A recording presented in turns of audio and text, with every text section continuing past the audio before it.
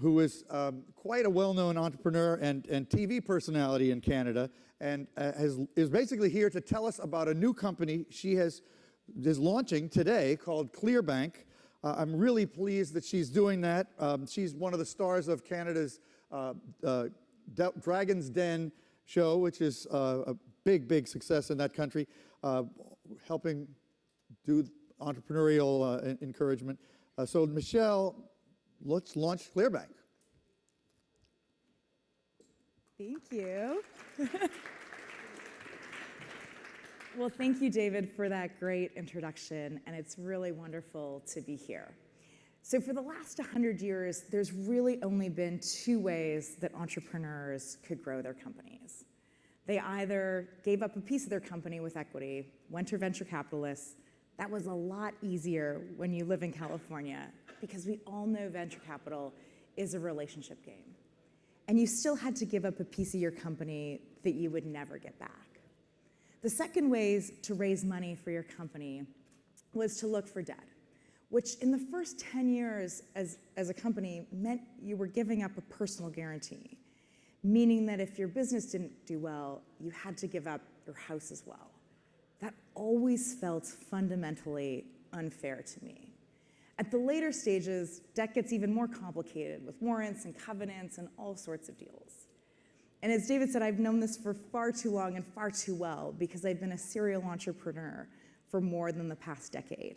I've built everything from a caviar fishery to one of the fastest growing e-commerce companies to a consumer app called SnapSaves that got acquired by Groupon in 2014. And with all of those companies, I tried to raise capital and was pretty unsuccessful myself, having had to bootstrap all of them. So after I sold my last company, I had a chance to switch sides of the table and become a venture capitalist on the Canadian version of Shark Tank. That's what he was saying before. We call it Dragon's Den up north, but it's the identical format. And so during that time, I got to see a lot of entrepreneurs in a very short period of time. We filmed the whole show in 3 weeks and see about 250 pitches. And every pitch kind of starts to sound the same. It's maybe a father and son team or two co-founders that got together. They've created a great e-commerce product, like let's call it custom cell phone cases. They can make the product for $10, sell it on the internet for $50, and it probably costs them $10 in ad spend to get every sale. So they'll come on the show and say, look, I'm looking for $100,000 in exchange for 20% of my company to really go buy more Facebook and Google ads to extend my growth. And I just kept sitting there being like, is equity really the right model to fund these companies?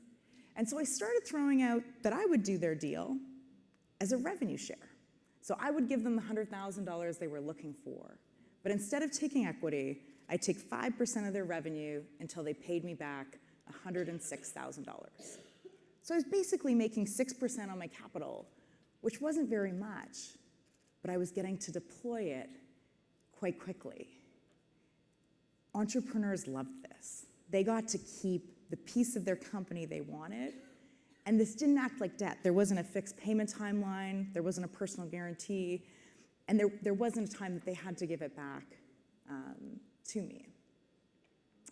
So I thought, I was an engineer myself, and so as we were doing these deals, started building a little bit of technology to look at all these metrics. Because when I started doing the deals on the show, I was literally going through their acquisition data myself and seeing if their unit economics made sense. And we thought this would work for really small companies, the types of companies you see on Shark Tank, that are just getting going, maybe at their first 10,000 of revenue a month. But what we found is that companies that were a lot larger liked this idea as well. Companies like Hunt a Killer. Hunt a Killer was started, it's a murder mystery subscription box you can get in the mail every month. It was started by a military veteran in Baltimore. And 2 years ago, Clearbanc gave him $10,000 to go buy more Facebook ads to grow his business. Today, Hunt a Killer has over 40,000 subscribers, and Clearbanc will give him $8 million to fund his growth. He still owns 100% of his company, and we are the only capital in the business. the thing that got me really excited about us being able to scale is realizing today that 40% of venture capital dollars go straight into companies to buy more Google and Facebook ads. So when you think about that, entrepreneurs are using the most expensive capital to do something that should be repeatable and scalable. And that's what we see as our entire market size. So the last question is, how are we able to do this? Well, what we've been able to do is automate so much of this decision making. We're looking at lots of disparate data sources, your financial data, your ad spend data, combining those all together, and then choosing to fund a company based on that data. And as a result of that, we didn't know this was going to happen, but we took the bias out of decision making, and as a result, have funded 8 times more women than industry average. I think that's pretty great.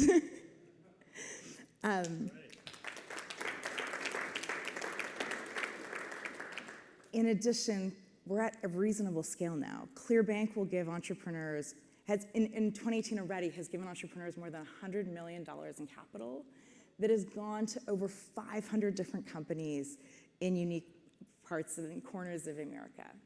So here at Techonomy, we're announcing for the first time that we've raised $70 million in our own equity capital to help accelerate our growth. Don't get me wrong, I fully appreciate the irony that I'm raising money from VCs to disrupt VCs. But I think our VCs share the same vision for us, which is that venture capital should be true risk capital. It should be going into funding true research and development and solving the problems we have talked about on this stage today, solving some of our climate issues and energy issues and discovering drugs, and hopefully powering the AI and machine learning to better allocate capital to entrepreneurs.